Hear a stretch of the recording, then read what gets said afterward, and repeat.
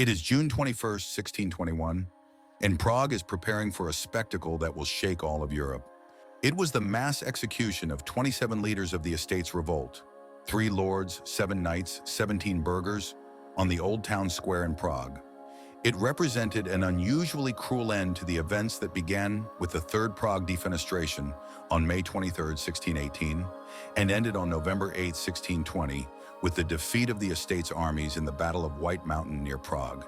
The execution was a shocking and terrifying spectacle, intended to prove to Europe of the time that the Habsburgs would not be intimidated by an estate's uprising, and that no Protestant rebellion could threaten their authority. This act ultimately consolidated the Habsburg rule on the Czech throne and discouraged potential opposition from any form of resistance. This was preceded by events that require us to go back 225 days. On November 8, 1620, the Battle of White Mountain took place, which resulted in the fatal defeat of the Protestant resistance. While Frederick the Palatinate fled to Silesia, the Czech estates had to recognize the rule of Ferdinand II. And 5 days after the Battle of White Mountain, they asked the emperor for forgiveness in writing. The Moravian estates also capitulated. Rudolf's majesty was abolished, and Charles the Furrier of Liechtenstein was appointed royal viceroy. On February 17th, a patent was printed and distributed in Prague, calling on political refugees to report for the execution within 6 weeks. Most of the wanted persons reported themselves to the call. Only 3 of them tried to escape. On February 20th, 1621, a total of 61 people were arrested and held in prison in the White Tower of the castle. How the preparation was carried out. The execution of 27 leaders of the Czech estates uprising began on June 21st, 1621 in Prague on the Old Town Square. The trial began at 5 in the morning. The city gates were closed and the Imperial Army under the command of General Albrecht von Wallenstein, source, occupied the square, but did not have to intervene, as the executions proceeded surprisingly peacefully. The day before the execution, the condemned were visited by clergymen, one of whom was Viktoran Verbensky.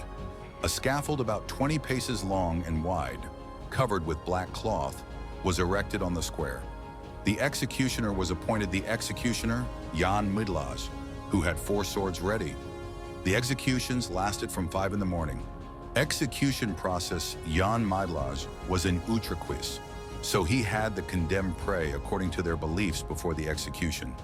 The condemned came to the podium according to their family, dignity, and age. The first to be executed were the directors from the estate of the lords. Yahi Andrzej Schlick was first beheaded and then his right hand. The next executions, Václav Budovec and Krzysztof Harant, were beheaded with a sword. This was followed by 7 condemned from the estate of knights who were beheaded, and Bohuslav of Michalovce had his right hand cut off. After the members of the estate of knights, the provincial directors from the city estate were to be executed. The first to enter the stage was Jan Theodor VI of Ottersdorf, and was about to kneel when his nephews, the Pletish brothers, appeared with the news that the governor Charles I of Liechtenstein had postponed the sentence and ordered that Sixt be taken to prison, where he was acquitted. Pavel Kavka of Zichyny also escaped death, his sentence being commuted to life imprisonment in Zbiro Castle. He was released in 1627, but died shortly afterwards. Relatives of other convicts, especially wives who had given influential politicians a lot of money and family jewels, were also waiting for a similar act. 5 directors from the city estate were also beheaded. The execution of Jan Jasensky followed, whose tongue was first cut out, then he was beheaded, his body was quartered, and the body parts were impaled on stakes placed along the main streets. Both Germans had their right hands cut off before being beheaded, and Leonard Rippel's hand was hung on a pillory before his death. The members of the Brotherhood were hanged, which was the most humiliating death for them. The remaining townspeople were beheaded. The leading leaders of the uprising were quartered, and their body parts were displayed in various places. 12 heads were publicly displayed. Furthermore, the city official Mikoláš Diviš was nailed to the gallows for an hour for his tongue for welcoming Frederick the Palatinate upon his arrival in Prague. Bodies of the executed. The headless bodies were handed over to the families, who buried the remains of their relatives with all the ceremonies. Midlaz placed 12 heads in iron baskets and attached them to the Old Town Bridge Tower with pegs. The skull of Joachim Andrzej Schleich, at the numerous requests of his widow, Countess Schleichowa, was removed as early as May 1622 on the orders of Charles of Liechtenstein and was buried with his body. The remaining 11 heads hung there until the invasion of the Saxon army in November 1631, after which they were removed and buried with all honors in the Tin Church. After the departure of the Saxon soldiers in May 1632, when imperial officials took power, the skulls mysteriously disappeared.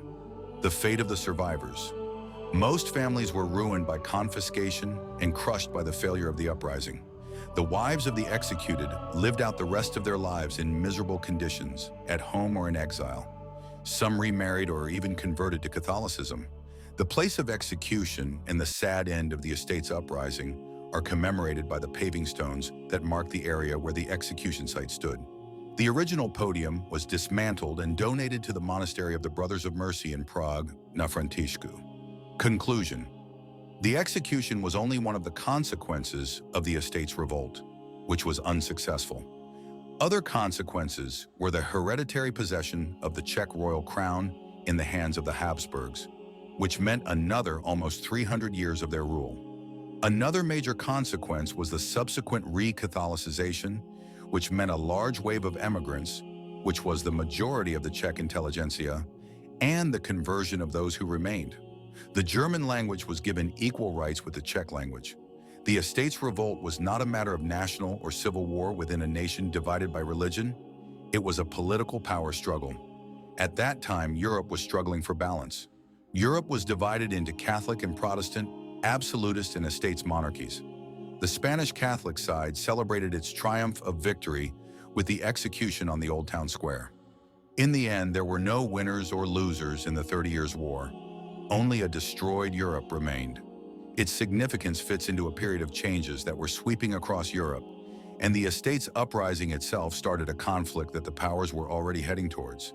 It thus became the cauldron of the 30 Years' War, the first pan-European crisis that resulted from a deep political crisis. The uprising against the Habsburgs was not a revolution, but an estate uprising, i.e., it was limited to the privileged medieval classes. It would be more accurate to speak of an estate noble uprising. The absence of Moravia at the start of the uprising was a serious blow in its first stage and deprived the uprising of the possibility of success in its beginnings. Thank you for watching. We will move on this topic in the next video, which will be about the 30 Years' War. If you like the video, leave a like and so on. You know it.